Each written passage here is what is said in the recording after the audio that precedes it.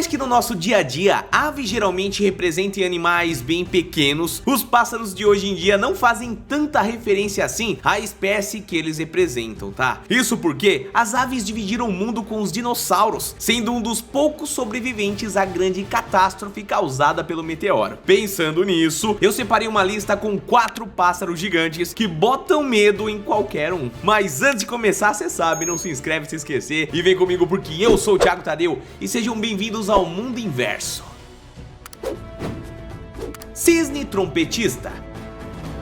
Cisne normalmente são criaturas que já é aconselhável que você não chegue perto. Eles são maiores do que patos e essas criaturas são muito agressivas. Não é raro você ver um vídeo viralizando onde alguém foi atacado por um cisne ou levou um belo de um corre. Agora, se a gente já tem medo normalmente de um cisne comum, imagina o caso do cisne trompetista. Essa é uma espécie de ave gigantesca que pode atingir até 1,70 m de altura, o que é alto para os nossos padrões humanos, né? Isso faz dessa uma das maiores e mais pesadas espécies de aves que existe no mundo. E é claro que estamos falando de um corpo gigante que carrega temperamento de um cisne, né? Dividir território com essa espécie deve ser tão prazeroso quanto dividir espaço com ursos. O que é um agravante ainda maior para esses bichos aí em questão é que essa espécie é ainda pior do que a convencional. Isso porque, por conta do seu tamanho, eles precisam se impor muito, fazendo com que a espécie seja muito territorialista. Além disso, como a criação dos filhotes é algo demorado, essa é uma espécie super protetora, fazendo com que ele se pareça muito mais com mamíferos do que como aves normalmente, já que é natural que as aves tenham um certo desapego com os seus filhotes. Mas um cisne, meus queridos, é bom ninguém chegar perto dele mesmo, tá? Anota essa dica aí. Pra nossa sorte, no Brasil não há cisnes trompetistas, sendo essa uma espécie mais comum lá no Canadá, Estados Unidos, e principalmente também no Alasca. Bom, vendo uma foto dessa ave,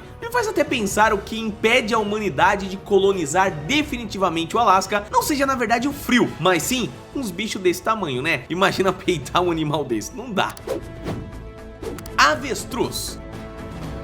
Todo mundo sabe que os avestruzes são aves grandes, porém, se você nunca viu um deles na vida real, dificilmente entende realmente quais são as dimensões desse monstro. Se você já teve a chance de testemunhar um avestruz de perto, sabe o medo que eles impõem, né? Só de imaginar aquelas pernas pisoteando alguém, ou essa criatura de mais de 100 quilos, sei lá, caindo em cima de uma pessoa, bom, dá pra entender que não é coisa boa. E eu nem falei aqui da velocidade que esse bicho consegue chegar, que pode ser superior a 70 km/h. Claro que aterroriza todo mundo, né? Essas aves são literalmente as maratonistas do mundo dos pássaros. Não é pra pouco que elas são consideradas a maior ave existente nos dias atuais. Eles são animais onívoros, que se alimentam basicamente de plantas, sementes e também pequenos animaizinhos ali. Os machos são geneticamente maiores, tendo até uma coloração mais próxima ali do preto, enquanto as fêmeas são mais cinzas e menores de tamanho também. Elas são aves nativas das regiões desérticas da África do Sul. Porém, meus queridos, durante as grandes navegações, os exploradores se encantaram muito com elas, principalmente por conta dos seus ovos gigantescos, fazendo com que avestruzes fossem exportados para diversas partes do mundo. Desse modo, hoje em dia você acha eles facilmente na África como um todo, no Brasil, nos Estados Unidos, na China, Austrália, Espanha e Canadá. Elas são aves muito domesticadas nos dias de hoje, podendo viver cerca ali de uns 70 anos em cativeiro. Além disso, como ela tem uma diversidade de subprodutos que derivam da sua criação, é muito comum que diversos países iriam querer ter ela lá, né? Imagina só um omelete de ovo de avestruz. Fica aqui a pergunta, você teria coragem de comer? Bom, o que tornaria a criação de avestruzes algo muito interessante é a carne do animal, que é rica em ômega 3 e é muito macia, segundo a galera fala, né? Também temos o seu couro, que também é usado em algumas ocasiões, que é um dos mais caros do mundo, pena apenas para o couro de crocodilo. Porém, claro, o seu principal recurso, como eu falei, não é o omelete, mas é os ovos, que apesar de terem muita semelhança com os de galinha, apenas um ovo de avestruz equivale a 25 ovos de galinha. Eles também têm os seus bicos e unhas que são aproveitados para confecção de joias, botões, além de serem utilizados até na produção de remédios para o coração, viu? Por fim, os seus tendões, esses também são utilizados para transplante em humanos. Meus queridos, eu vou falar para vocês uma coisa, o avestruz talvez seja um dos animais que mais dá para fazer coisa no mundo. Abutres. Abutre é o nome vulgar das aves falconiformes que são membros da família do Accipitridae. Espero ter pronunciado corretamente. Essas aves são alvos de muito preconceito, o que se deve principalmente por conta dos seus hábitos ali um tanto quanto peculiares, né? Eles basicamente comem preferencialmente carne que já passou ali do seu, né, da sua vida, não sei que você me entende. Nesse quesito, elas são muito semelhantes aos urubus e condores, por exemplo, mas pertencem a uma família com características que as fazem mais diferentes na prática. Entre as espécies de abutres conhecidos pela humanidade, o Aegyptius monarchus, popularmente conhecido como abutre preto, é sem dúvidas o mais notório entre elas. Isso porque essas são aves que podem chegar até 1,10 m de comprimento, tendo envergaduras que passam dos 3 metros de altura quando elas se esticam ali pra valer, né? O que deixa o seu visual bem desagradável aos olhos é a ausência de penas na cabeça, que são cobertas por uma penugem ali mais clarinha. Essa característica se deve justamente por causa dos seus hábitos alimentares, uma vez que a cabeça pelada impede que restos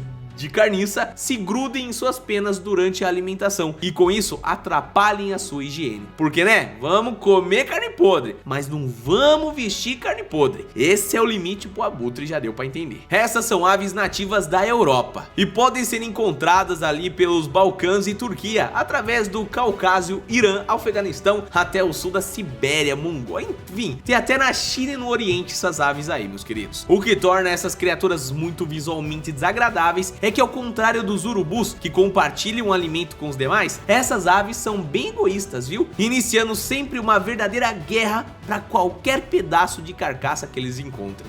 Vamos deixar claro uma coisa aqui, no mundo dos animais, ser um urubu não é uma vantagem, né? Pelicano.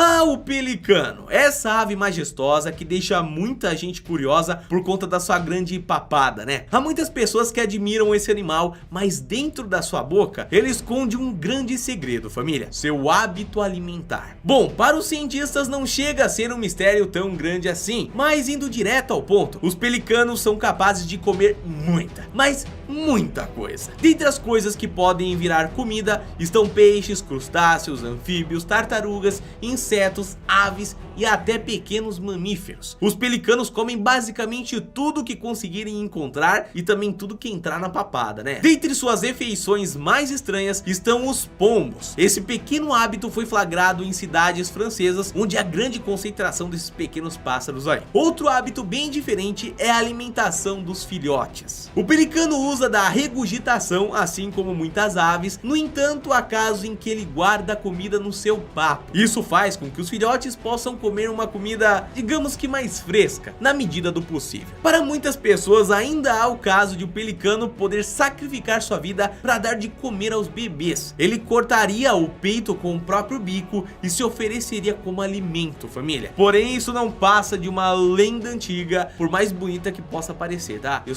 não queria estragar caso você acreditava nela, me desculpa. Cegonha bico de sapato.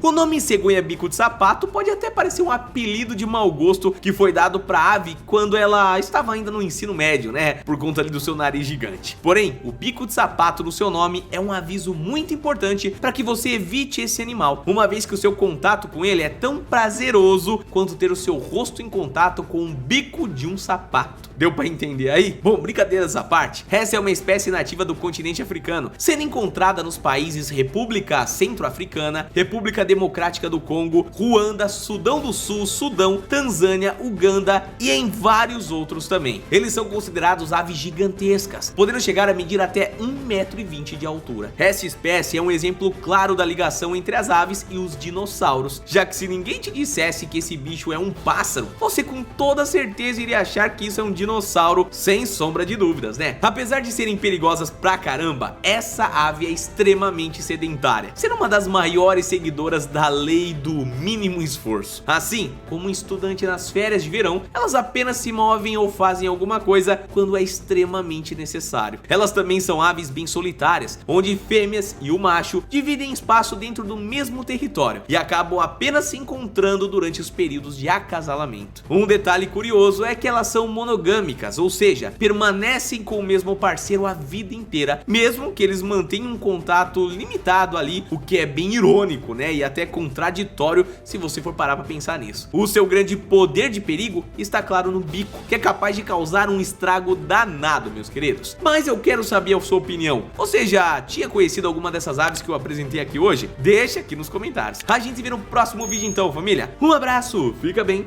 e até a próxima. Valeu!